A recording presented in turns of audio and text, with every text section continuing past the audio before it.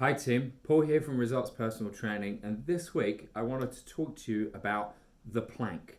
Now the good old plank, it's seen everywhere in all sorts of gyms and all places of training, but I want to dive into why we do the plank, and then I want to talk about how we can make the plank position better. So first and foremost, why do we even do the plank? The plank is a drill to improve a skill. So the drill is finding tension or core tension, and it's the ability to brace our tummies. And we take the plank, and that is the drill, and then we stand up and we do everyday life. And sometimes in everyday life, we have to pick things up, and those things might be heavy. Now we need to find that brace position like we do in the plank while we're standing or picking something up. So the plank position is a bracing position. I've got a tight tummy, my glutes are engaged, my lats are engaged, everything is compressed and tight, and that allows me to use my limbs to pick heavy things up or move heavy things down. So a push-up is nothing more than a plank with your arms moving.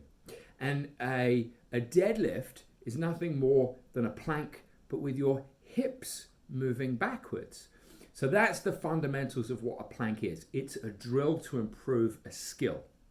Now, how do we make a plank better? So I see a lot of people planking and they just sort of jump into position and they've got this arch in their lower back, and it's pretty horrible to see. That's not finding core bracing.